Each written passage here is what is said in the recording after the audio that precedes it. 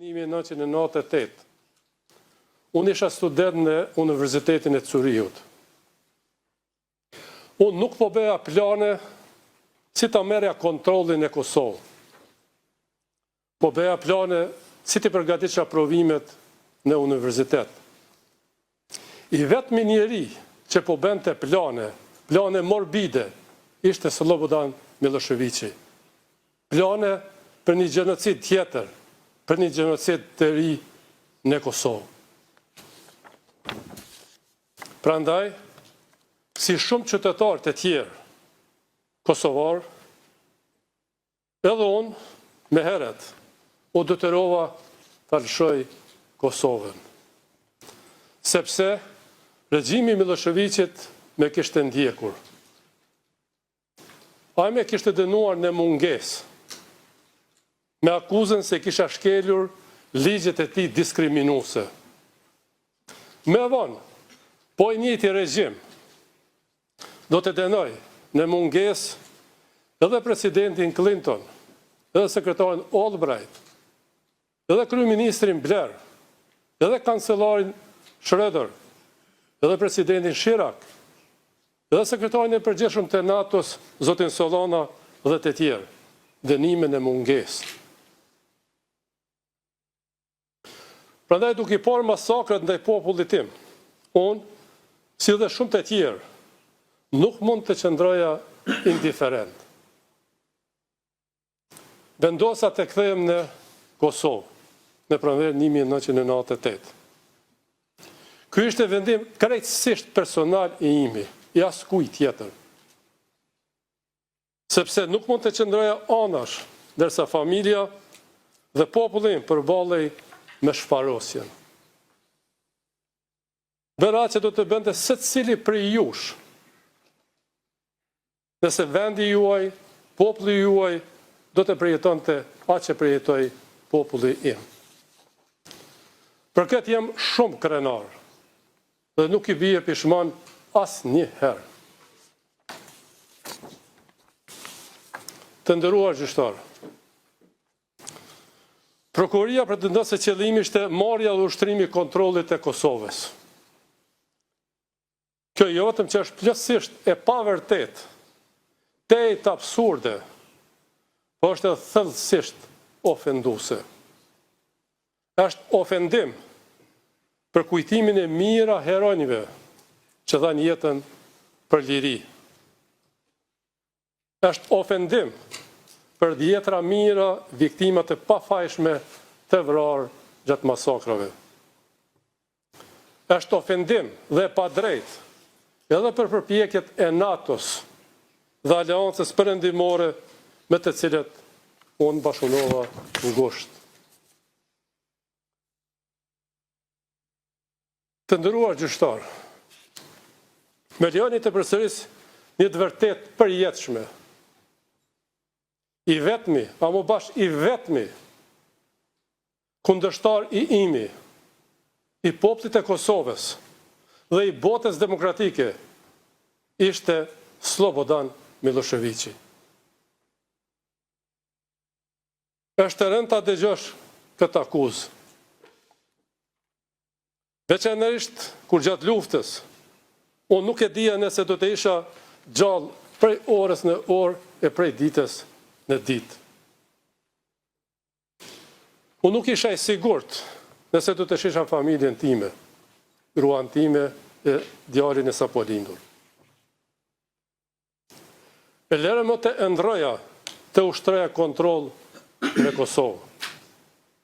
Në Kosovën e pushtuar plotësisht për rreth 90 vite. Fakti që sa prej nesh sot jemi gjallë është krejtësisht rastësi dhe fat. Unë nuk u ktheva për të rrezikuar jetën time për kontroll dhe pushtet. U ktheva në atë dhe duke rrezikuar jetën time për liri dhe paqë.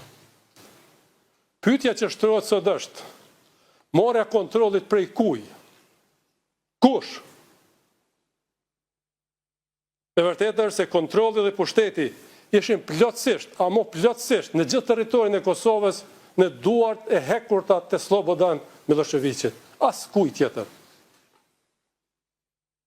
Shqiptarët nuk ushtronin pushtet, është paradoksale. Ata shtypeshin nga pushteti i Slobodan Miloševićit. Misioni ynë si popull ishte i qartë, mbijetesa, liria dhe paqja. Unë nuk isha fare iluzione.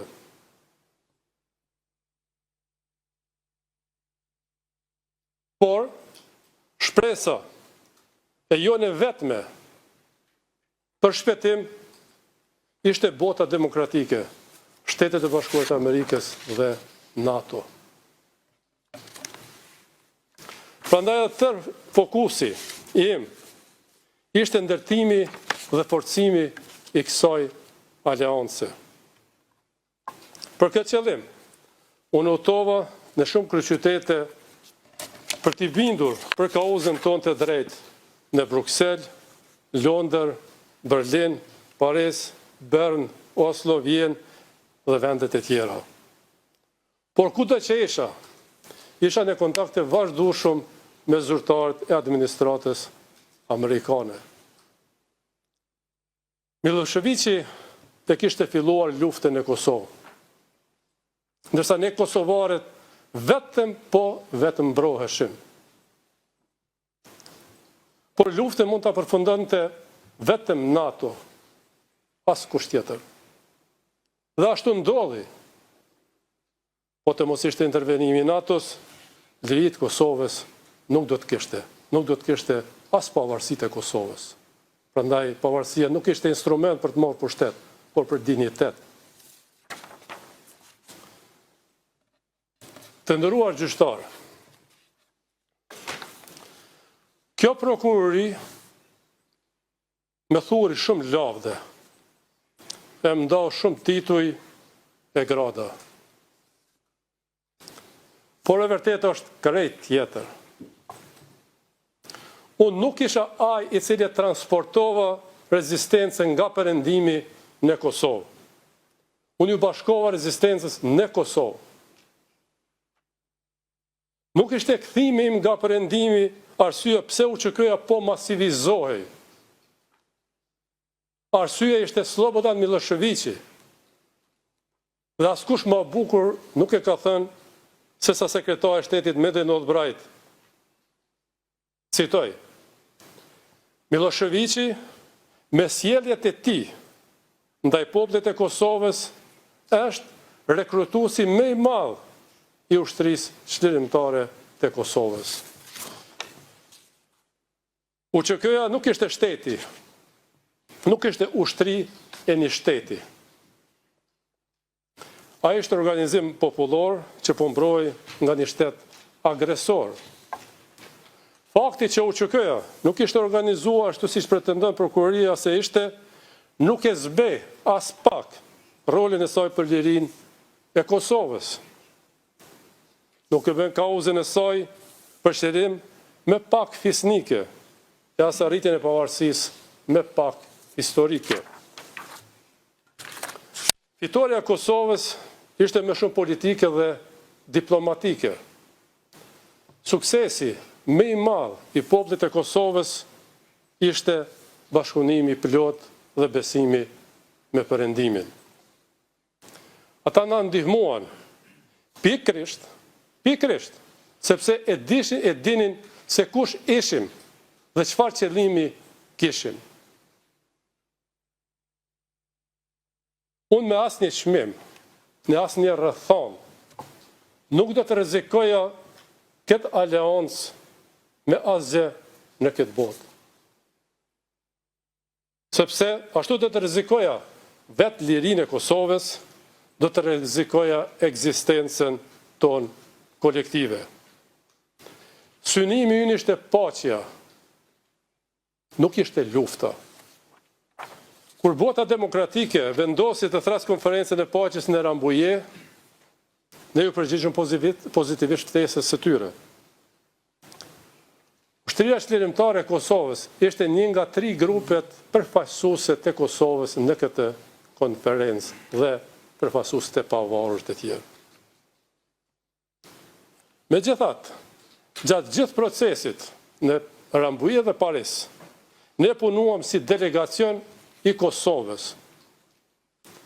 Pranuam marrëveshjen e paqes, edhe pse ajo nuk i plotësonte të gjitha kërkesat legjitime. Por Kosova zgjodhi paqen dhe demokracinë. Serbia zgjodhi luftën dhe gjenocidin. Për të ndihmuar bashkësinë ndërkombëtare ashtu siç na ishte kërkuar nga perëndimorët, të 3 grupet, Lidhja Demokratike e Kosovës, UÇK-ja dhe LBD-ja, u pajtuan për formimin e qeverie të përbashkët, që do të funksiononte deri në zgjedhjet e para të lira demokratike në Kosovë. Ishte marrëveshje për të bashkuar forcat dhe energjitë për një qëllim të përbashkët, lirinë e Kosovës. Sot, si mund dikush të pretendoj se qëllimi ishte marrja e kontrollit të Kosovës, kur ne pranuam që bashkësia ndërkombëtare ta kishte fjalën kryesore në Kosovë. Pastaj, që UÇK-ja t'ia dorëzonte armet NATO-s, siç ndodhi më vonë në qershor 1999, shtator 99. Pas kapitullimit të Miloševićit, Kosova fut në administrimin e Organizatës së Kombeve të Bashkuara. Fakti njohur botërisht. Unë miku sqaroj që në fillim se gjithë pushteti ekzekutiv, legjislativ dhe gjyqësor ishte në duart e tyre. Këto ishin rrethona krejt tjera. Me pas, unë punova me unë mikun dhe me partitë e tjera politike, për të ndihmuar në zbatimin e mandatit në të mirë të popullit të Kosovës. Punova me strukturat e përbashkëta të UNMIK-ut. Të nderuar gjyqtar, gjatë tërë kësaj kohe, i vetmi pushtet që kisha unë ishte pushteti i zërit tim. Dhe të nderuar gjyqtar, si që keni parë gjatë procesit gjyqësor, unë e përdora zërin tim për të promovuar një shoqëri shumë etnike, tolerante në vendin tim në Kosovë. Unë u bëra thirrje serbëve lokal që të qëndrojnë në shtëpitë e tyre dhe të ndërtojnë një jetë të re së bashku me ne. Edhe ata, pra serbët dhe komunitetet tjera, sikurse edhe ne, ishin viktima të Miloševićit.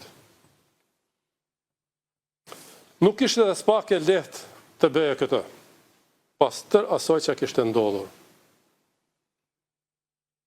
Por ishte gjëja me drejt dhe me e dur që mund të bëja. Kur në Kosovë po hapeshin varre gjithandej për mijëra viktima, mijëra të zhdukur nuk gjindeshin, mijëra pengje shqiptare ishin marrë me vete në Serbi, dhimbja ishte e thellë dhe kolektive. Ajo që mund të bëja, ajo që po bëja, mund të kishte edhe pasojë fizike, por edhe elektorale. Por Kosova ishte më e rëndësishme se sa fati im personal. Pas hyrjes së NATO-s në Kosovë dhe largimit të forcave serbe, qytetarët e Kosovës nuk po luftonin. Ata po festonin lirinë e shumë pritur. Gjatë 9 viteve të para pavarësisë, do të thotë 1999-2008, ne ishim qytetarë të OKB-s në vendin tonë. Gjatë kësaj kohe, unë i bëra thirrje popullatës të kishte durim, të ishin tolerant, të bashkuar dhe të kishin besim të partnerët ndërkombëtar. Pavarësia ishte fryt i aleancës tonë me botën demokratike. Pas pavarësisë, punova me Bashkimin Evropian, me SBA-n dhe faktorë tjerë relevant për normalizimin e raporteve me Serbinë. Të nderuar gjyqtar,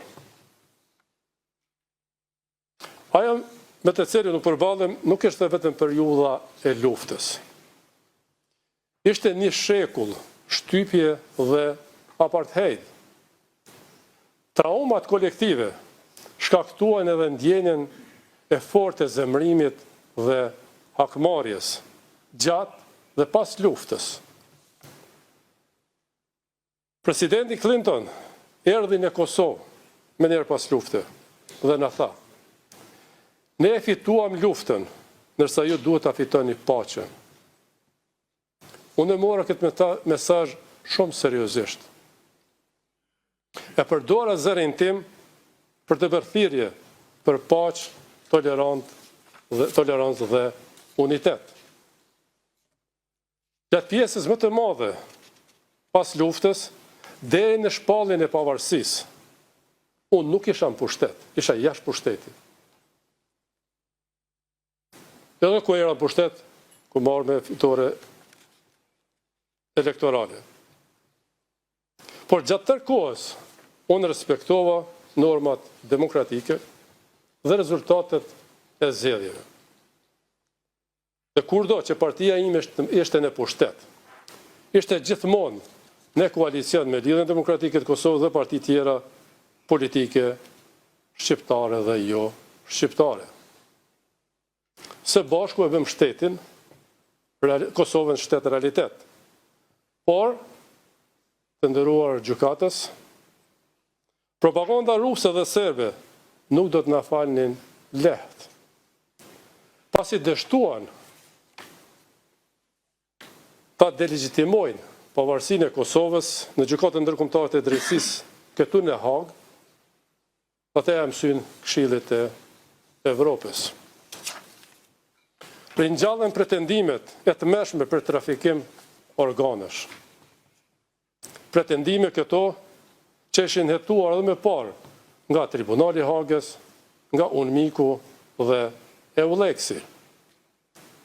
Dhe ishin hedhur poshtë si të pa baza.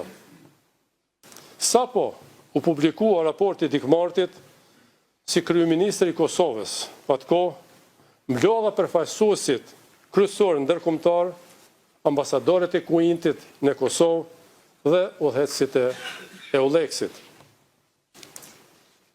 Kërkova dhe një tjetër hetim të pavarur. Ata premtuan se do ta heqin rrën e zezë mbi Kosovën. E vërteta është që propaganda ruse dhe serbe manipuloi Dikmartin. Ai ra viktim e fushatës së tyre. Ata e ushqyen me informacionet e rreme dhe në fund tentuan edhe ta vrisnin për të na fajsuar neve. Qëllimi ishte shumë i qartë. Të diskreditoj projekti me suksesshëm politik dhe ushtarak ndërkombëtar në dekadat e fundit. Storia e suksesit të Kosovës. Kur votuam në Parlamentin e Kosovës për themelimin e kësaj gjykate, ne besuam se ajo do t'i trajtonte akuzat në raportin e Dikmartit dhe do të vepronte në përputhje me Kushtetutën dhe ligjet e Republikës e Kosovës. Në praktik, asnjëra tjetra nuk ndodhi. Unë jam kritikuar shumë dhe kritikuam ende në Kosovë. Pse mbështetëm themelimin e kësaj gjykate? Kritikët thonë se kjo gjykatë synon kriminalizimin e luftës sonë për liri dhe idenë e pavarësisë. Këtë nuk i kam besuar në atë kohë kur e votuam, por uroj sinqerisht që koha të dëshmoj që unë kisha të drejtë e kritiket e kishin gabim. Kjo prokurori në vend që të heqë rrën e zezë Kosovës kërkon t'ia zgjedhë diellin me një stuhi të zezë, të ashtu quajturën ndërmarrje e përbashkët kriminale. Shumë nga akuzat që kam dëgjuar nga kjo prokurori të nderuar gjyqtar në këtë sallë, i kam dëgjuar edhe gjatë fushatave zgjedhore në Kosovë, ama janë bashkë të njëjta. Është e vërtetë e dhimbshme që kjo prokurori përpiqet të hedhë poshtë në shmitë zyrtarë të lartë të NATO-s, Shtetet e Bashkuara të Amerikës, Britanisë së Madhe dhe OKB-s në këtë gjykatë. Të atyre dhe njerëzve të tyre që ishin tërkohën bashkë me ne në terren. qeshin sytë dhe veshet e perëndimit nga Kosova. Për me keq, kjo prokurori pretendon se unë pas kam qitur në lajthitje gjatë gjithë kohës së luftës. Kjo është krejt qesharake. Si duket, kjo prokurori sërisht me mbiqmon më tepër se që meritoi. Nga ana tjetër, kjo prokurori lartëson në qiell dëshmitë e fabrikuara nga epoka e regjimit të Slobodan Miloševićit. Kështu, ajo i njërën edhe vetë të vërtetën. Të nderuar gjykatës, krejt në fund. You've exceeded that. You've exceeded. Ju ka 2 minutë maksimum. dhe tha që keni kaluar kohën që është të caktuar. Në Rambuje, unë mbështeta kërkesën që tribunali për Jugosllavin të jetoj krimet e supozuar nga të gjitha palët, ndërsa nga përfundimi i luftës të gjitha kompetencat për hetimin e krimeve të luftës ishin në duart e ndërkombëtarëve, Tribunalit për Jugosllavin, Unmiku dhe Uleksi. Unë mbështeta punën e tyre. Asnjë akuzuar në Kosovë për krime luftës nuk ishte arratisur dhe madje asnjë gjam nuk është thyer për kundërshtuar proceset ligjore gjatë 25 viteve të pas luftës. Pas shpalljes së pavarësisë, kur unë isha kryeministër i Kosovës, unë u pajtova që hetimet e pavarur për krime lufte të mbesin në duart e Uleksit. Si president i Kosovës, angazhova ekspert, eminent ndërkombëtar dhe vendor të gjitha komuniteteve për të krijuar një forum të drejtësisë tranzicionale për viktimat, Komisioni për të vërtetën dhe pajtimin. Por e vërteta është se drejtësia për viktimat nuk mund të ndërtohet duke ndjekur të pafajshmit. Pajtimi nuk mund të ndodhë me ndjekje selektive dhe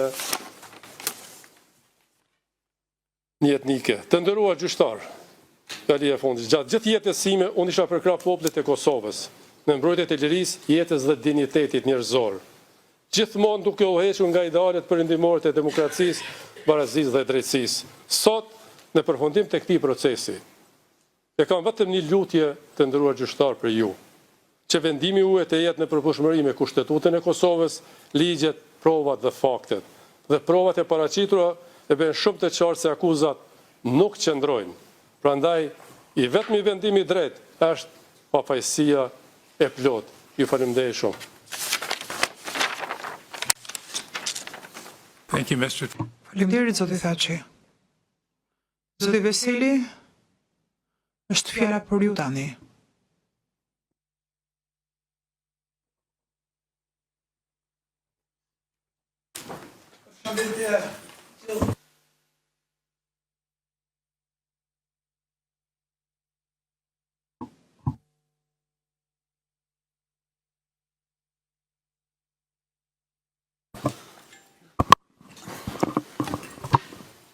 Kërkoj falje, ishte gabimi im, kërkoj falje. Edhe një herë, përshëndetje të gjithë të pranishmëve në salë, përshëndetje të gjithë musafirëve cilët janë në salën e pritjes, falenderit shumë, përshëndetje të gjithë qytetarëve të Republikës së Kosovës, nderuar i kryetari i trupit gjykues, të nderuar anëtar të trupit gjykues. Në fund të gjykimit tim, po ju drejtohem për të theksuar një pikë të vetme, por të jashtëzakonshme prej rëndësie. Gjykata duhet me çdo kusht të mbrojë drejtësinë, të vërtetën dhe pa anësinë. Kjo nuk është thjesht një detyrë ligjore, është kontributi i saj i madh dhe trashëgimia që do të mbetet prej kësaj gjykate. Ky është edhe shkaku pse ju bashkova atyre mira grave dhe burrave që u rrështuan në radhët e ushtrisë lirimtare të Kosovës për lirinë e Kosovës. Dhe pse i kam shërbyer gjithë jetën time vendit tim, që çdo qytetar të gëzoj drejtësi dhe që bota ta njohë të vërtetën për kombin tonë. Edhe në momentet më të errta, nuk e humba kur besimin, se e drejta, e vërteta dhe liria do të triumfonin. Ka besuar gjithmonë se populli i Kosovës, si çdo popull tjetër në botë, kishte të drejtën e patjetërsueshme për të jetuar në liri dhe me dinjitet. Ka besuar se vujtjet do të merrnin fund dhe se drejtësia do të vinte edhe nëse më bonesë. Në një kohë, kur nuk kam besuar se dhuna, urrejtja, apo hakmarja mund të jenë o dhe rëfys të ndershëm. Ato shkatrojnë shpirtin e një popli, jo vetëm të viktimës. Urrejtja është vetëm një formë tjetër e robrisë. Liria nuk mund të arrihet përmes padrejtësisë. As paqja nuk mund të ndërtohet mbi krim. Një kauzë drejt nuk mund të mbrohet me mjetet e padrejta. Ky nuk ka qenë vetëm një parim teorik për mua, por një bindje e thellë morale që ka udhëhequr secilin veprimtimin. Familja ime dhe unë kemi jetuar në përsekutim të vazhdueshëm të shtetit serb. Ky nuk është përshkrim abstrakt, është një realitet konkret i cili e ka prekur secilin antar të familjes ime, por edhe mbar popullin tim. Burrat, gratë, fëmijët, pa përjashtim, përballishin çdo ditë me padrejtësi, frikë dhe pasiguri. Unë e di çfarë do të thosh të jesh i pambrojtur. E di çfarë do të thosh të jetosh në kërcënim të vazhdueshëm. Kjo është një përvojë që nuk ja dëshiroj askujt. Por më mësoi edhe një të vërtetë, thelbësore, në padrejtësi. Njeriu duhet të ruajë integritetin moral dhe vlerat themelore të humane. Disa mund të pyesin, a janë vetëm fjalë këto, apo janë pasqyruar edhe në jetën dhe veprimet e mia? Përgjigjja ime sot është e qartë, jo vetëm në fjalët e mia, por mbi të gjitha në provat e paraqitura para kësaj gjykate. Pas dekadash hetimesh, dokumentesh dhe dëshmish të panumërta, nuk ka asnjë provë që të tregoj se kanë kryer ndonjë krim. Nuk është provuar asnjë veprim i kundërlidhshëm nga ana ime. Kjo nuk është çështje interpretimi, kjo është çështje fakti. Sa i përket pjesëmarrjes sime në luftë, ajo nuk ka lindur prej dëshirës sime për konflikt. Si i ri, kam dëshiruar edhe një jetë të thjeshtë, të jetoja në vendin tim me dinitet, në paqe me familjen time. Kam qenë student kur u shfuqizua autonomia e Kosovës dhe universiteti u sulmua prej forcave serbe. Kam marrë pjesë në aktivitetet paqësore për mbrojtjen e të drejtave tona themelore. Por gjitha këto drejta na janë mohu. Autonomia e Kosovës u hoq, ne studentët u përjashtuam nga konviktet dhe fakultetet, edhe profesorët tanë u përjashtuan gjithë. Populli ynë u privua prej mundësive më elementare për të jetuar si qytetar të lirë dhe të barabartë. E vërteta asaj çfarë po ndodhte, tashmë ndihet botërisht. Serbia e Slobodan Miloševići kërkonin kontrollin mbi gjithë popujt e Jugosllavisë. Kjo tendencë çoi pasaj në epokën e luftrave dhe urrejtjes të ish Jugosllavisë që çoi drejt shkatërimit edhe vetë saj. Në fillim të vitit 1990, unë jam largu prej Kosovës. Ka qenë një largim i detyruar, por një mundësi për një jetë ma normale, për një të ardhmë të ndërtuar mbi dije dhe përparim. Por, ndërsa unë jetoja në një vend të lirë, vendi im po përjeton të vujtje të thella në robri. Gjendja në Kosovë u shndrua në mohim dhe përjashtim shumicës. Pas marrëveshjes së Daytonit, shqiptarët në Kosovë si shumicë kanë mbetur fare të përjashtuar. Nuk mund të jetonin lirshëm, por vetëm bjetonin në nkanosje, kërcënim edhe represion. Në fillim të vitit 1998, unë isha në Universitetin e Friburgut në Zvicër, kur ndodhi masakra e Likoshanit. Ishte një tragedi e rëndë dhe mizori që nuk duhet të kishte ndodhur kurrë në Kosovë. Tragedia në Prekaz me 5, 6, 7 mars 1998 nuk ka qenë një akt i izoluar, por vazhdim i masakrave të kryera prej forcave serbe. Akte të tilla terrori të i kaluan frikën normale të popullit thjesht dhe drojën e intelektualëve dhe politikanëve në Kosovë. terrori dhe masakrat, si ato në Srebrenic, kishin fillu me ndodhë edhe në vendin tim, në Kosovë. Nuk mund të qëndroja indiferent, ndërsa populli im po përballej me shkatërim. Për mua jeta kishte kuptim vetëm nëse populli im mund të jetonte në liri. Prandaj jam këtu në Kosovë. Jo si ushtar i trajnuar, por si një individ ende në studime. Jo me urrejtje, me bindje. U ktheva sepse ndjeva detyrim moral ndaj vendit tim. U ktheva sepse nuk mund të qëndroja indiferent ndaj vujtjeve të popullit tim. Synimi im ishte i qartë. Të kontribuoja për liri dhe drejtësinë e popullit tim, por mos t'i bëja askujt pa drejtësi.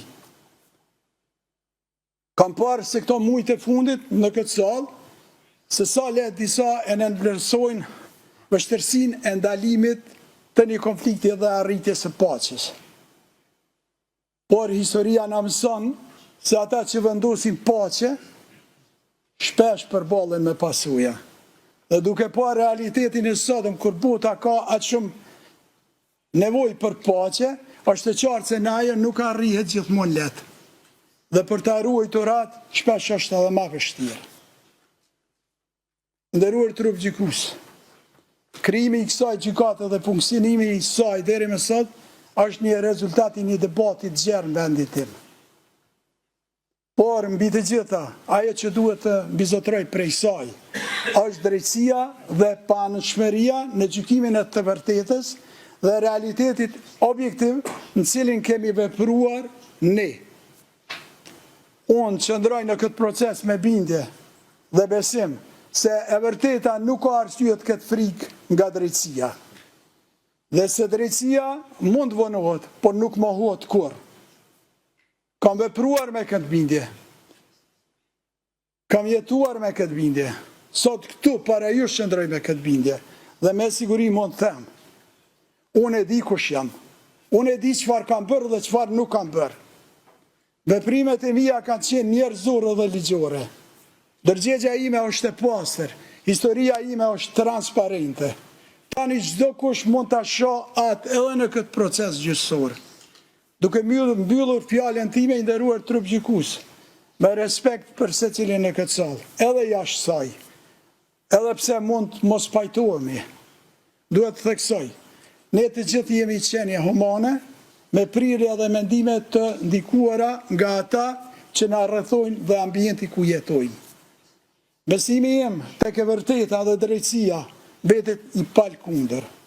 Dhe dua të besoj fuqishëm se në vendimin tuaj do të mbisundoj. Vetëm e vërteta, pa anësia, drejtësia edhe ligji. Nderuar trup gjykues, duke qenë se dje ka qenë dita e pavarësisë së shtetit tim, kam vetëm një përshëndetje në fund për gjithë qytetarët e vendit tim. Urime pavarësia, ta gëzoni qytetarët e Republikës Kosovës lirin. Zoti e ndihmoft Kosovën dhe njerëzit e saj të mirë. Në fund, kam dëshirë të bëj edhe një përshëndetje të veçantë për familjen e një miku tim, edhe mbrojtësi cilin sot nuk është mesin ton, Andrew Strong. Njëjtën kohë duhet falenderoj edhe ekipin tim mbrojtës për profesionalizmin e tyre dhe sinqeritetin në mbrojtjen time. Ju falenderoj gjithë.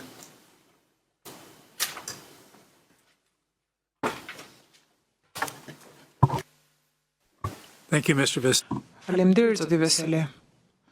Zoti Selimi, fjala është për ju.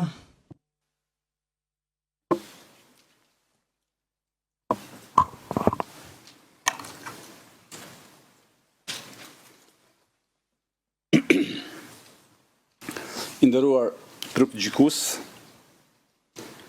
nderuar kryetar, të nderuar të pranishëm, lëni të përshëndes familjen dhe miqtë e mi lart në galeri, si dhe gjithë qytetarët e Republikës Kosovës. Është hera e tretë, edhe shpresoj të jetë e fundit, që unë marr fjalën në këtë sallë gjyqi. Kanë kaluar më shumë se 5 vite nga fillimi i këtij procesi gjyqësor. Këto 5 vite nuk kanë qenë të lehta për ne, po as të parëndësishme për historinë e vendit tim. Megjithatë, le të shërbej gjithë kjo si një mundësi dhe shans i mirë për drejtësinë.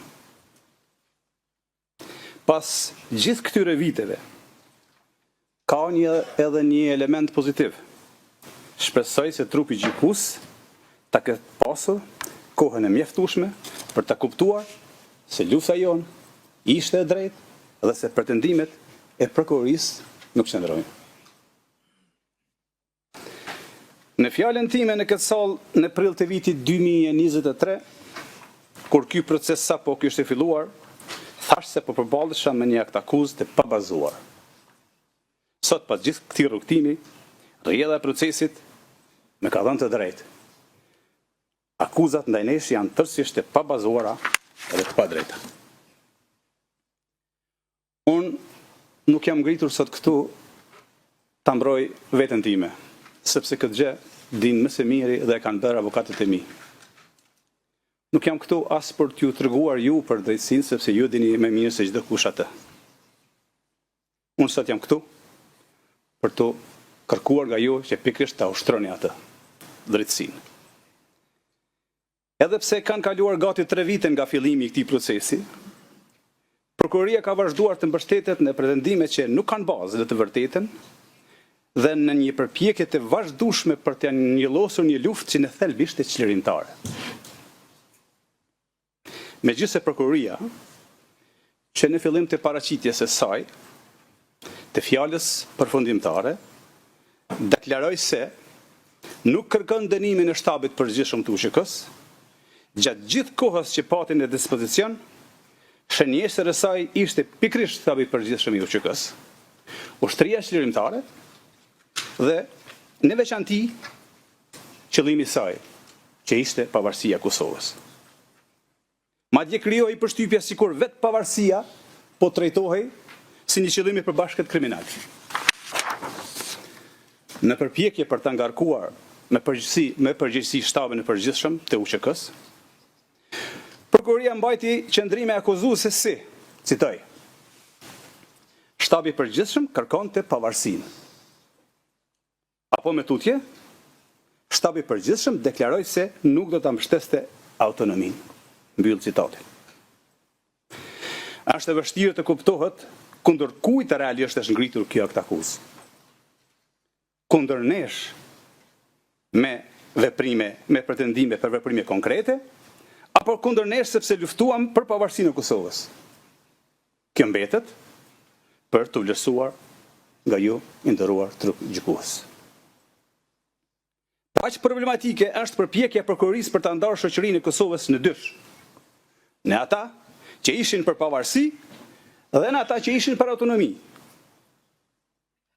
Sikur të donte që me çdo kusht të krijonte përqarje mes qytetarëve të Republikës Kosovës.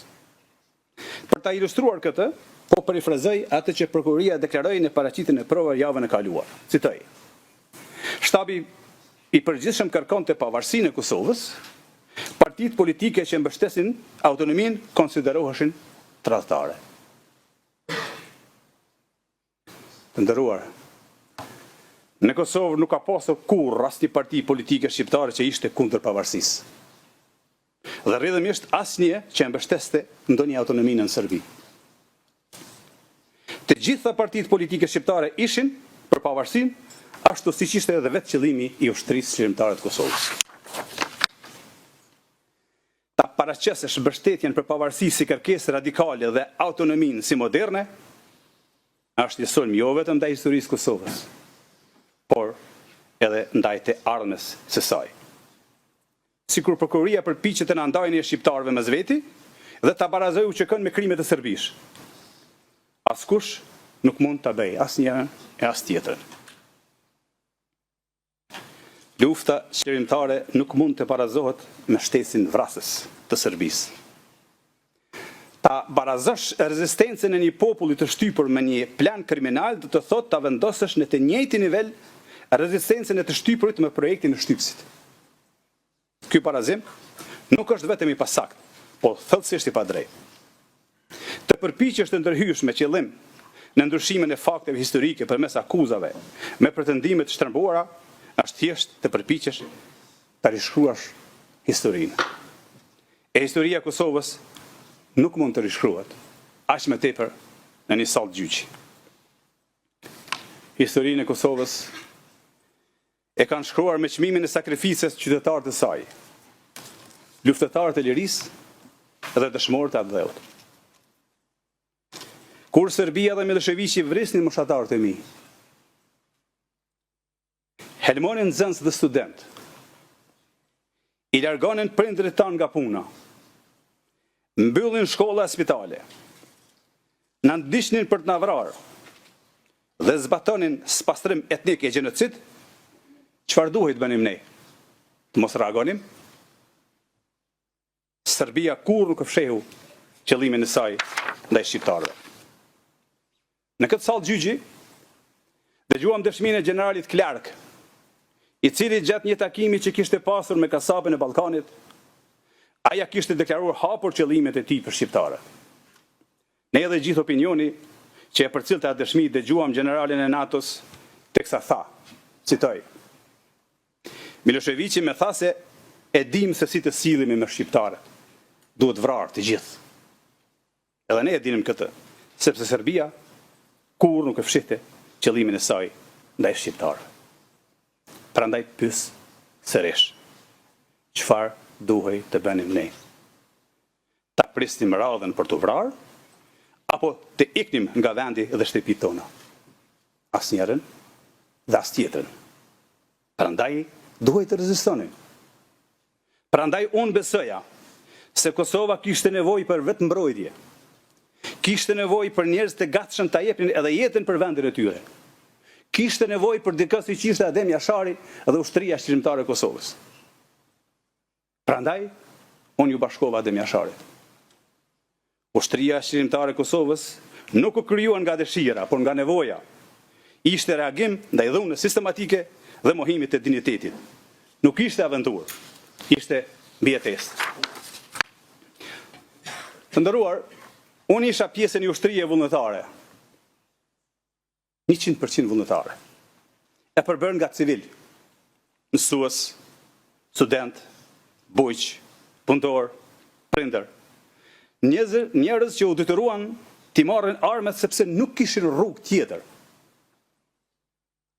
Në një pjesë të parashtrimeve të saj, prokuroria në mënyrë të çuditshme dhe në formë akuze, me të lësën si njëri person i afërt me Adem Jasharin dhe si organizator që gëzon të respekt.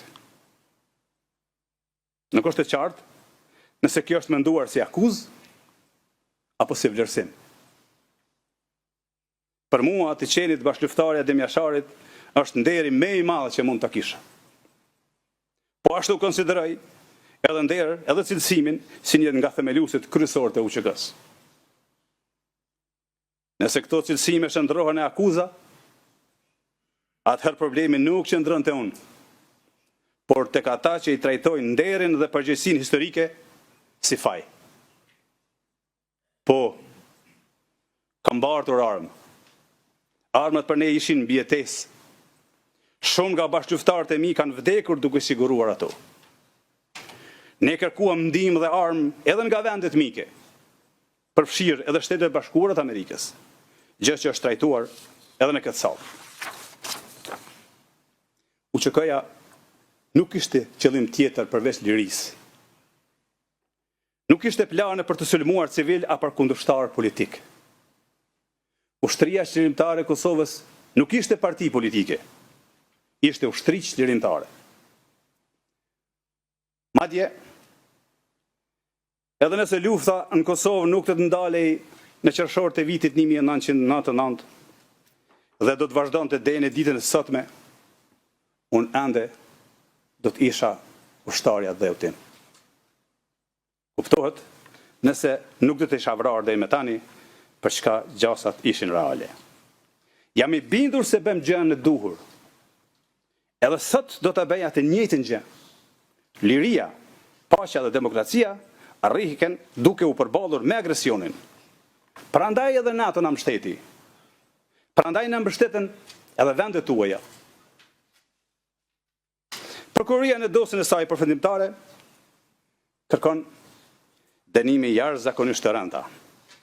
Aq të gjata saqë në thelb synojnë të na ndalojnë përgjithmonë kthimin në vendin tonë. Koha sigur do të kthehem në Kosovë ta shëtutje varet nga vendimi juaj.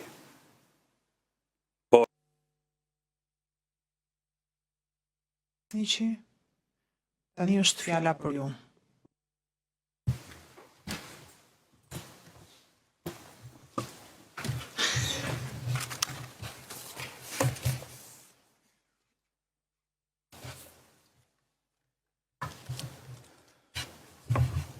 Nderuari këtari gjyqët, të nderuar gjyqtar, e përmes jush përshëndes po ashtu gjithë qytetarët e Kosovës që dje e festuan pavarësinë e tyre, qytetarët që jetojnë dhe në liri, në pavarësi dhe me drejtësi. Qëndroj sot këtu para josh të nderuar gjyqtar, jo se një kriminali që përshkruan akt akuza e prokurorisë, por si një njeri i lindur dhe i kalitur në luftra për dinitet njerëzor, nga një popull ose në një popull që refuzoi që të zhdukej nga politikat e krimit dhe të gjenocidit të Serbisë. Pjesën më të madhe të jetës ime e kam kaluar i udhëhequr nga bindja se qenjet njerëzore meritojnë të jetojnë në liri. Pas ma shumë se 5 vitesh burgim të padrejt dhe si pas mendimit tim të panevojshëm, angazhimin tim politik dhe jetësor për jetë e liri jam angazhuar që heret. Dhe për të dhënë një rrethim të vërtet të luftës sonë për pavarësi, kundër politikave të persekutimit dhe të gjenocidit të regjimit serb, të cilat sollën vujtje dhe shkatrim të papar për popullin e Kosovës. Për më shumë se 5 vjetë, besoj se me janë mohuar të drejtat e njeriut të garantuara nga Konventa Evropiane për të drejtat e njeriut dhe lirit themelore. Ndërto, më rëndësishme është e drejta për të jetuar në liri, veçanërisht e drejta e një njeriu në fazën e fundit të jetës e tij për të jetuar vitet e mbetura me dinjitet pranë familjes dhe në ardhëm në lirë. Kjo me është bërë pa i shkaktuar pa drejtësi askujt, pa i rrezikuar jetën asnjë njeriu të vetëm. Përkundrazi, kam rrezikuar jetën time jo vetëm gjatë luftës qëndrimtare, por që nga vitet 1972-73, se bashku me familjen tim, me bashkëkombasit e mi, me bashkëshatarët e mi, në besimin se errësira e padrejtisë do të thyhej me agimin e shpresës. Kjo është arsyeja pse u angazhova për shërim dhe barazi për të gjithë. Theksoj veçanërisht periudhën pas 11 qershorit të vitit 1998, kur dola hapur me emrin tim të plot dhe pa mask si zëdhënës i UÇK-s. Rreziqet ishin të jashtëzakonshëm, por nuk u shqetësova për sigurinë time, sepse me udhëheqte përkushtimi im ndaj të gjithë qytetarëve të Kosovës dhe armërisë së tyre. Sot ndodhem në vitin tim të 16 të burgimit, vetëm se luftova për liri pavarësinë e popullit tim. Tash, në vitin e 16, se 10 vite e më tepër burg i kam kaluar nga viti 1981 deri në vitin 1991. Të kesh kaluar 16 nga 75 vitet e jetës në burg dhe të jesh privuar nga ajri i lirisë, nuk është diçka e vogël, është diçka e madhe.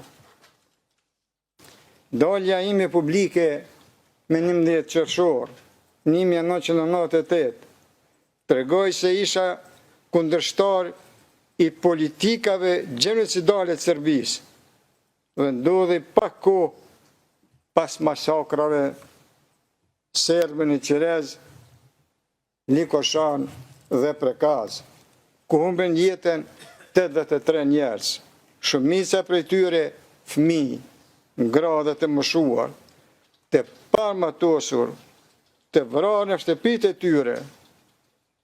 Kjo vrasje brutale shënun një pikë these të ndërgjegjes për një brez të tërë shqiptarësh. Çfarë me shtyri të ndërmarrë këtë akt jashtëzakonisht të rrezikshëm për atë kohë? Robëria e gjatë, persekutimet, mbimet, dhunimet, burgimet e shumta dhe ekzekutimet e pandërprerja dhe vrasjet që shënuan gjithë shekullin 20. Këto akte mizore nuk me thyen, përkundrazi, me bënd të vendosur që drejtësia të mos thyhet mbi shpinën e tiranisë që përjetuam. Dashuria për jetën dhe lirinë me bëri ta marrë këtë rol. Një njeri nuk zgjedh lehtë rezistencën, ai zgjedhat kur çdo derë tjetër drejt dinjitetit është e mbyllur. Mu mohua dhe mu ndalua drejta më njerëzore e çdo personi të lindur si i lirë dhe e çdo njeri të arsyeshëm që e njeh vlerën e dinjitetin njerëzor dhe barazinë e të gjithëve, e drejta për të dashur hapur vendin tim, për të punuar për të dhe për të përcjell atë që kam mësuar përmes dekadash i jetë dhe sakrificash. Por për këto virtyte u prangosa me 4 nëntor 2020. Akuzat e prokurorisë kundër nesh dhe UÇK-s janë ndërtuar mbi narrativat e atyre që shkaktuan disa luftra në gjithë Federatën Jugoslave brenda një dekade të vetme. Nuk besoj se kjo akuzë i shërben ndonjë drejtësie, e sidomos jo drejtësisë që shoqëritë demokratike pretendojnë ta mbrojnë. Drejtësia nuk mund të ndërtohet mbi gjuhën e ish shtypsve. Ajo duhet të qëndrojë mbi prova të besueshme dhe mbi të vërtetën. Padrejtësia e këtij rasti është e shkruar në vetë acta acuză. Mu atribuohen role autoritet dhe përgjegjësi që nuk I kanë pasur kur. Kjo nuk ishte çështje dallimi në interpretimin e fakteve. Ishte shpifje. Figura e përshkruar në dokumentet e prokurorisë nuk është njeriu që qëndron sot para josh. Jam mirënjohës ndaj atyre dëshmitarëve që erdhën këtu dhe patën guximin të thonë të vërtetën për atë se kush isha dhe kush nuk isha. Ata nuk erdhen për të mbrojtur mua, por për të mbrojtur faktet, realitetin tonë historik të Kosovës. Dëshmitë e tyre konfirmuan një realitet të thjesht. Unë nuk zëtoja pushtetin, komandën apo funksionet që me atribuohen në këtë rast. Kur e vërteta thuhet thjesht, ajo nuk ka nevojë për zbukurime. E gjithë bota di se NATO-ja ndërhyri kundër krimeve të kryera ndaj shqiptarëve në Kosovë. NATO-ja dhe bota demokratike nuk janë rreshtuar kur me terrorizmin apo gjenocidin. Pa atë ndërhyrje dhe mbështetje ndërkombëtare, liria jonë nuk do të ekzistonte. Por, pa rezistencën tonë fisnike, ajo nuk do të ishte arritur kur. Veprimet e UÇK-s dhe veprimet e mia, si gjatë luftës, ashtu dhe pasaj, në çdo rast I dhanë përparësi paqes, dhe kjo është dëshmuar. Zëra të besueshëm e kanë dëshmuar këtë. Ne qëndrojmë sot këtu pa drejtësisht, por historia do ta kuptoj pse vepruam, jo vetëm faktin se jemi të akuzuar. Duhet të flas për realitetin historik që rrethon këtë çështje. Krimet dhe persekutimet nga forcat serbe që e formësuan atë periudhë janë të pandashme nga veprimet që ju kërkohet të gjykoni. Ato nuk janë zhurmë në sfond, janë të shkruara në historinë publike me shkronja shumë të mëdha për të fshirë. Ato mbeten pjesë e realitetit që ju kërkohet të gjykoni. Bashkohem me avokatet e mi duke ju kërkuar gjykates të nderuar ta mbani fort në mendje atë histori, sepse gjykimi pa kontekst rrezikon ta ngatroj pasojën me shkakun. Ju lutem mos e bani atë gabim. Lufta jonë nuk ishte unike në histori. Çdo kom që ka kërkuar lirin nga një pushtim I palishëm, I ngjajshëm me apartheidin, është përballur me akuza se rezistenca është kriminale. Megjithatë, e drejta ndërkombëtare pohon se popujt që rrezikojnë persekutimet sistematik nuk janë armiq të drejtësisë. Ata po vendosin në pa pikërisht parimet mbi të cilat qëndron drejtësia. Brezi ynë kishte një vizion, jetën në liri, barazin, demokracin, sundimin e ligjit.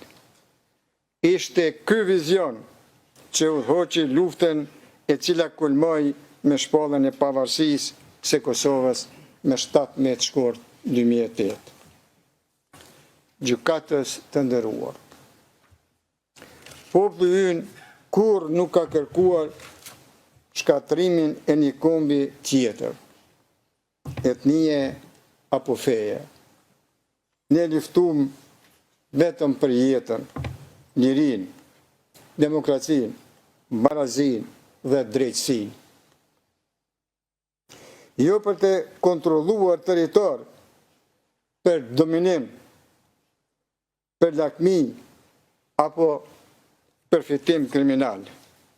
Qëllimi ynë ishte ta kthenim Kosovën të populli i saj, të i gjithë populli i saj, që ata të jetonin me dinjitet, siguri dhe me të drejta të barabarta.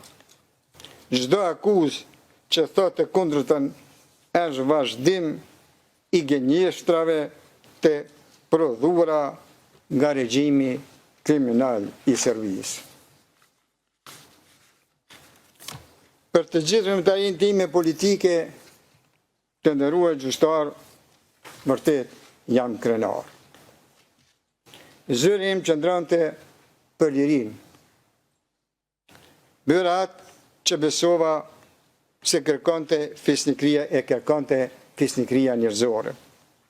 Asnjë dëshmitar nuk ka thënë ndryshe.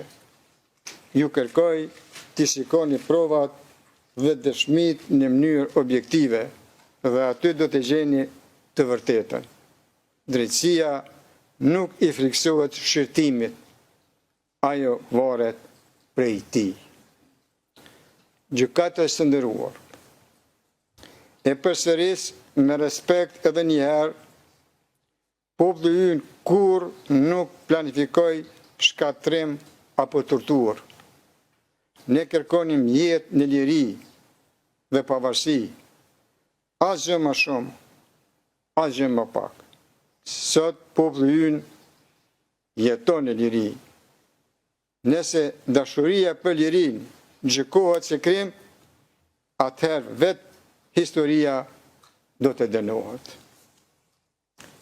Qëndroj për ajosh.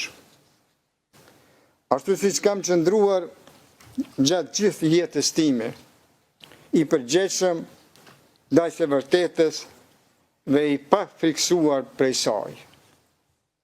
Ja kushtova jetën time bindje se njerëzit e meritojnë lirinë. Nëse kjo bindje gjykohet si krim, atëherë historia vetë do të jep verdiktin e saj shumë kohë pasi kjo gjykat të ketë folur.